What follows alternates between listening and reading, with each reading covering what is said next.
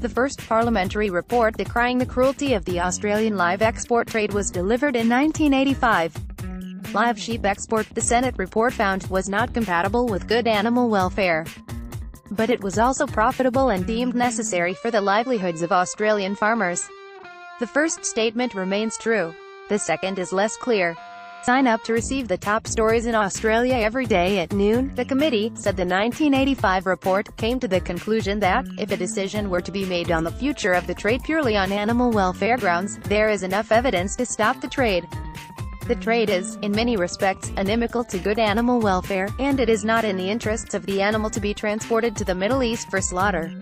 It went on to say that an immediate halt to the trade would be too disruptive, but said a long-term solution of phasing out live sheep exports in favor of exporting chilled or boxed meat must be pursued. It has been 33 years.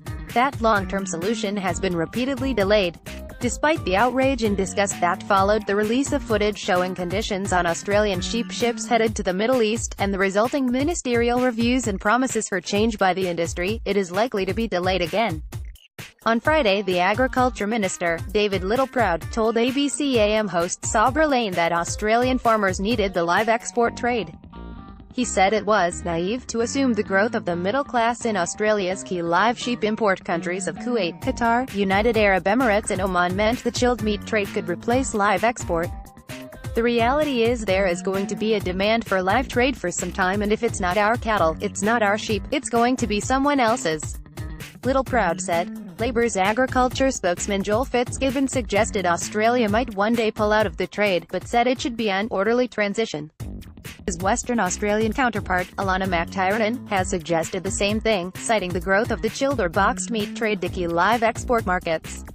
According to a report by Pegasus Economics, commissioned by non-government organisation Animals Australia, the chilled meat trade to the Middle East is now 2.5 times bigger by volume than the live export trade.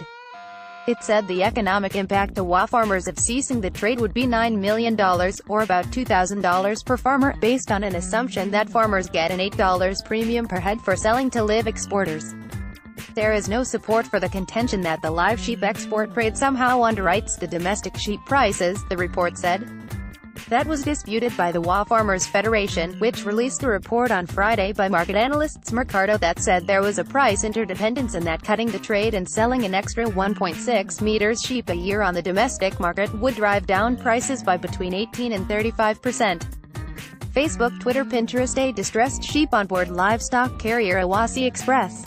Photograph, Animals Australia, AFP, Getty Images. It predicted a revenue loss to WA producers of between $80 million and $150 million per year, saying that could be up to $100,000 per farmer for core sheep producers. Both reports show the economic importance of the live export industry is shrinking for everyone but the exporters themselves. New Zealand pulled out of the live sheep trade in 2003, saying the reputational risk to its farmers was too great. In Australia, the voices of the export lobby are louder than those of animal welfare experts. The Federal Agriculture Minister, David Littleproud, said he was waiting on scientific evidence to determine if and under what conditions live sheep exports to the Middle East in the high-risk summer months might be able to continue. There has been considerable evidence produced in the past 20 years on the risk of heat stress, the conditions under which heat stress occurs, and the strong correlation between heat stress deaths and shipments bound for the Middle East between June and September. Some of it has been produced by the Federal Department of Agriculture, industry bodies such as Meat and Livestock Australia, and Murdoch University. The Murdoch study found sheep began to show signs of heat stress at wet bulb temperatures of 26 C, about 4.5 C below the high-risk threshold set in the Australian Standards for the Export of Livestock (ASIL). Wet bulb temperatures of up to 38 C have been recorded on live export ships. At those temperatures, says former shipboard veterinarian Lynn Simpson, sheep are being cooked alive. A business model that can't make money if animals don't suffer. RSPCA Chief Scientist Dr. Bidda Jones, but Littleproud is waiting for evidence contained in the outcome of a review he commissioned from vet Michael McCarthy in response to whistleblower footage of voyages to the Middle East in 2017, including footage from the August Awasi Express voyage on which 2,400 sheep died of heat stress. It is due on the 1st of May. If McCarthy concluded that the only option was to halt the summer trade, Littleproud said he would definitely do it.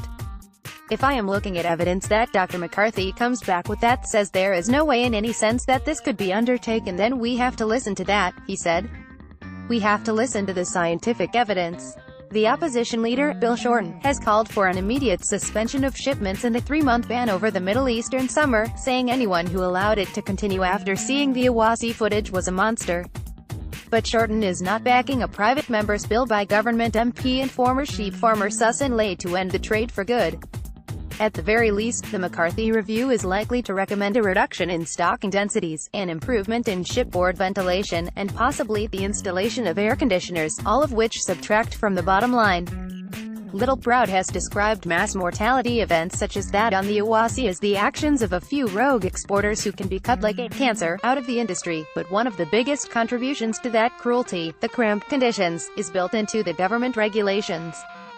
Facebook, Twitter, Pinterest. Heat-stressed sheep filmed on the Australian live export ship Awassi Express by a whistleblower on a voyage from Fremantle to the Middle East in August 2017. Photographed, supplied by 60 Minutes, Channel 9. Current stocking densities allocate 0.38 square meters per sheep, meaning they cannot lay down or easily access food and water. Attempts to change it have ended up in court, as with the 2008 directive to cut stocking densities by 10 to 15% that exporters said would cut profits by 35 to 100%, or quietly shelved, as with the 2012 ASL review. The RSPCA says a minimum 50% reduction in stocking densities would be required.